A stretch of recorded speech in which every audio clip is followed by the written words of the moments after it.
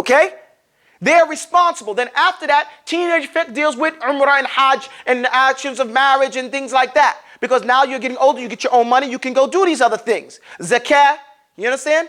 That's what comes next. As adults, we have to learn it all, and we're working backwards. So we're post-haste in this.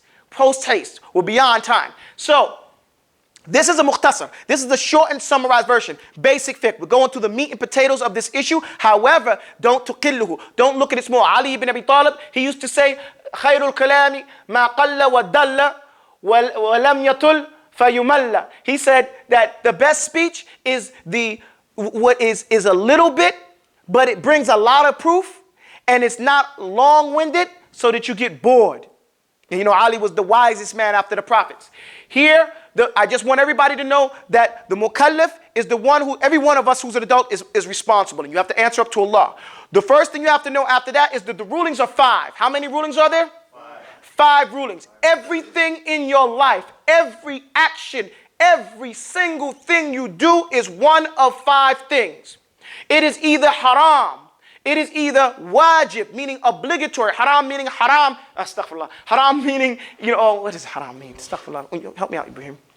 Haram? Yeah, haram. What did you say? Unlawful. Unlawful. Jazakallah khair. Illegal. That's the word I was looking for. It is either illegal, an illegal action, or it is an obligatory action that you have to do. It is either an encouraged action to do, or discouraged action, or it's mubah. Mubah is an allowable thing. Okay, it's just allowable. You don't get it's not really a tie to good or bad. Okay? Everything, standing, walking, talking, looking, blinking, sleeping, eating fish or chicken, all of these have a fiqh ruling. And you should know the fiqh ruling of every single act that you do. That is what a mutafaqqih is looking for. A faqih is the one that knows it. Do you understand that? Now, something that is obligatory is an action that you've been ordered to do. And if you do not do it, you open yourself up to receive a punishment from Allah in this world and the hereafter. I'll say again. Obligatory is an action that you have been ordered to do. By whom? Allah. Who is the lawgiver? Allah. That's what I'm just making sure we know these things. I'm touching on usul al-fiqh, but we have to know these things. Obligatory is an action that you have to do. You've been ordered to do it by the law. Allah. Okay? And if you don't do it, you open yourself up to receive a punishment in this world and the hereafter. Why do I say open? Because Allah might forgive you. He might not call you to account. But you open yourself up to get in trouble.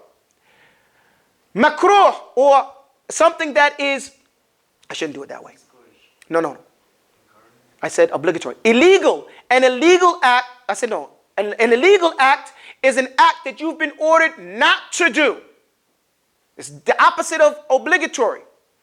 An illegal act is something you've been ordered not to do. And if you do it, you open yourself up to receiving a punishment in this world and the hereafter. You hear me? Okay, obligatory, you've been ordered to do it. Illegal, you've been ordered not to do it. Okay, next is an encouraged act.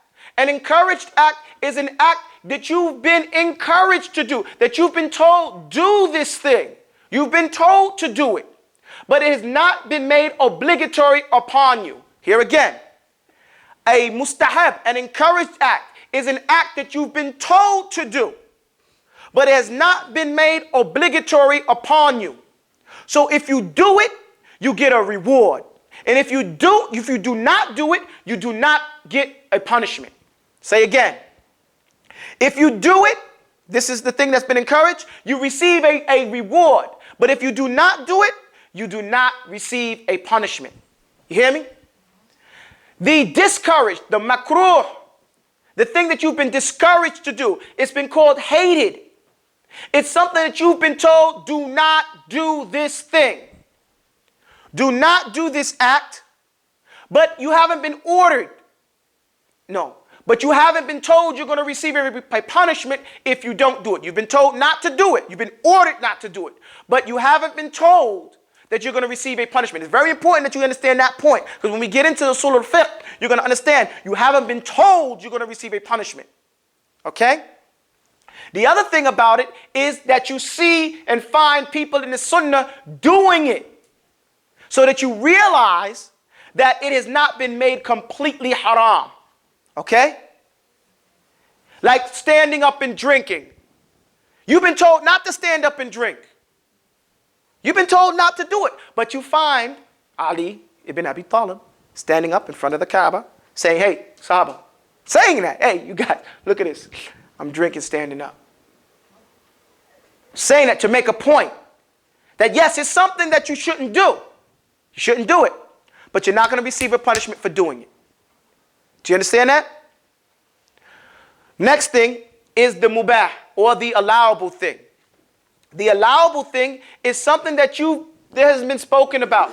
You haven't been told not to do it. You haven't been told to do it.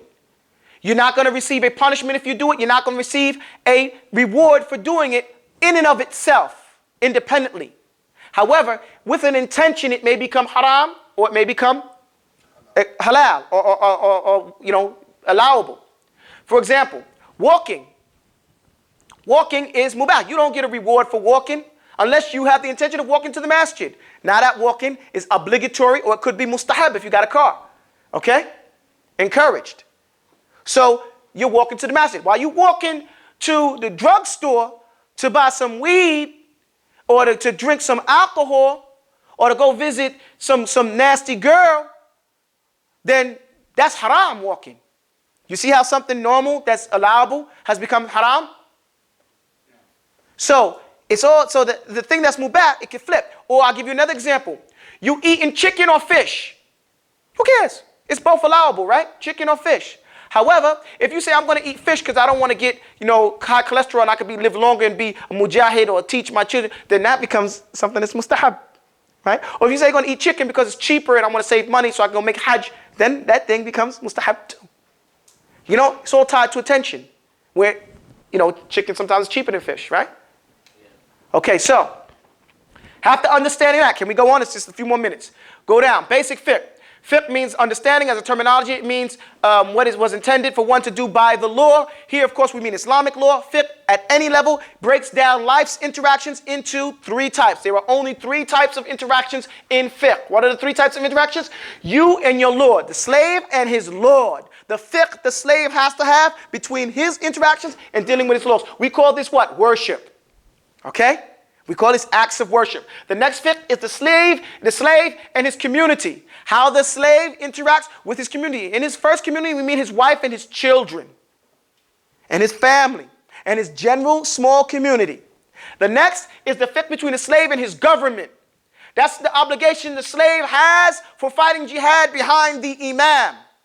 We don't have an imam, so we don't have no jihad right now. Okay? Or going to the court and making oaths, or following an Islamic law and learning the hudud. Okay? So these are things tied to different types of fiqh. Most people don't know the fiqh between the slave and his government because, we don't live in Islamic countries. We live in countries that have a lot of Muslims, but we don't have Islamic countries. Note the difference. Okay?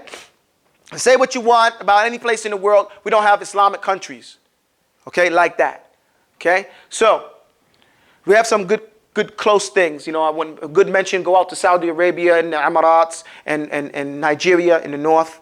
Those places have the Taliban. Before they got invaded, they were told, people may not like this statement, before America invaded them, the ulama were talking great things about the Taliban.